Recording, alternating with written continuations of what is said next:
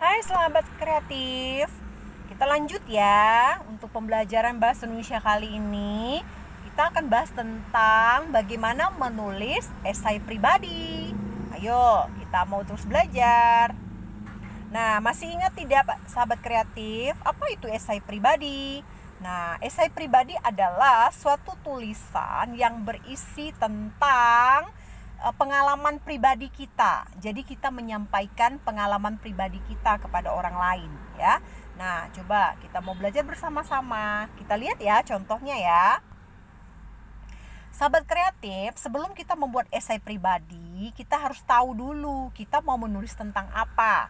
Nah, pada kesempatan ini saya akan menulis tentang pengalaman pribadi saya mengajar di masa pandemi COVID-19 ya.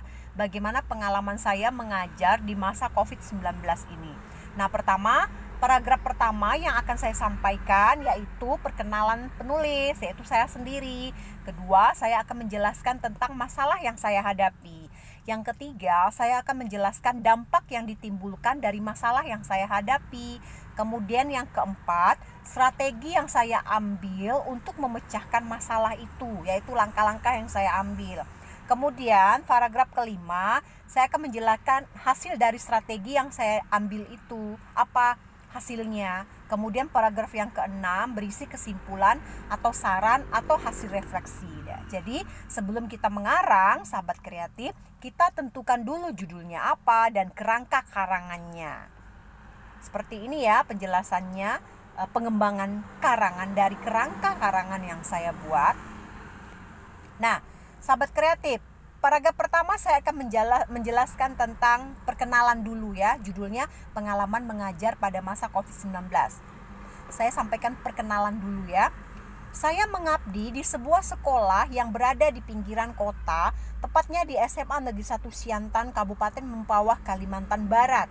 Saya merupakan guru pindahan dari SMK Negeri 1 Sungai Kunyit yang letaknya lebih jauh dari sekolah yang sekarang saya tempati.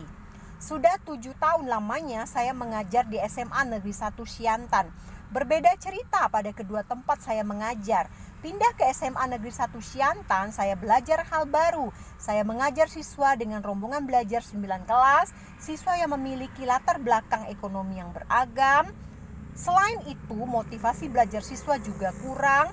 Hampir semua guru di sekolah saya mengeluhkan hal yang sama. Kesulitan siswa, terutama kesulitan dalam menulis, seringkali saya temui pada saat mengajarkan materi bahasa Indonesia. Namun, semua itu tidak menjadikan saya putus asa. Nah, itu yang pertama ya.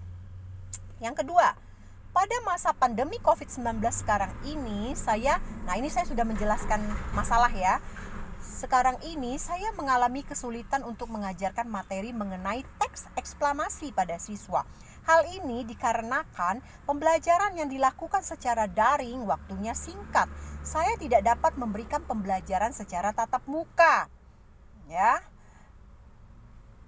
Pembelajaran yang sering saya lakukan dalam pengajaran daring yaitu memberikan penjelasan melalui video yang direkam melalui V-Recorder, kemudian mengirimkan video tersebut kepada siswa pada Google Classroom atau WhatsApp.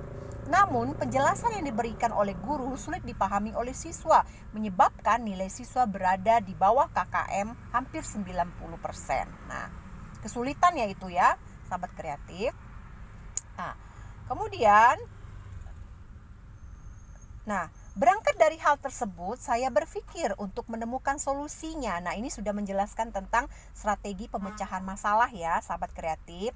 Saya pun mulai menjelajah buku-buku yang ada untuk mencari tahu bagaimana cara mengajarkan menulis kepada siswa. Saya pun membaca buku yang ditulis oleh Tarigan berjudul Menulis sebagai Suatu Keterampilan Berbahasa. Dari penelusuran hasil membaca tersebut muncul ide untuk memberikan pembelajaran yang lebih kreatif kepada siswa agar siswa memahami materi yang disampaikan. Ini strategi ya Bapak Ibu.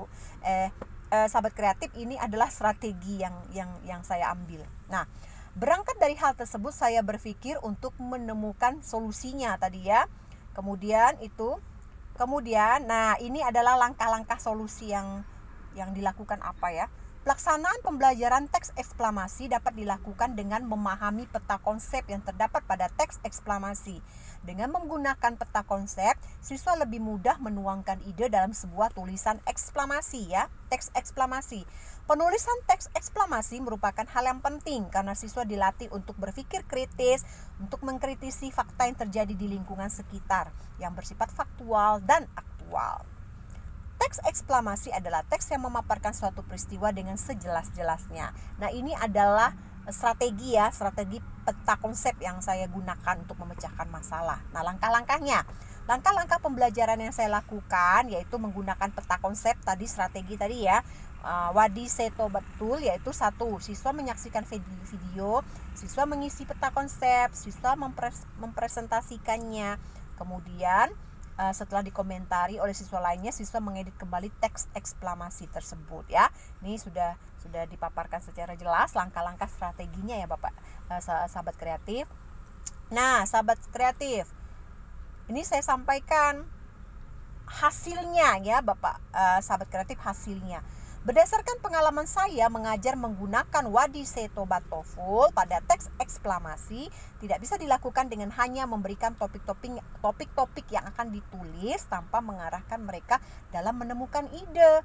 Nah, penggunaan rumus-rumus singkat dapat diberikan kepada siswa untuk mempermudah siswa dalam belajar. Pada akhirnya, saya menyadari bahwa penggunaan peta konsep lebih efektif dalam mengajarkan menulis kepada siswa. Nah, peta konsep maksudnya memberikan kerangka-kerangkanya. Nah, itu hasilnya.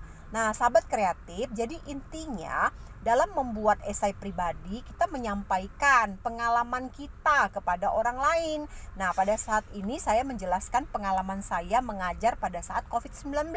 Nah, di dalam saya mengarang, saya menjelaskan ide pokoknya ya. Saya membuat kerangka karangannya terlebih dahulu. Kerangka karangannya tadi ada 6. Pertama, saya memperkenalkan diri.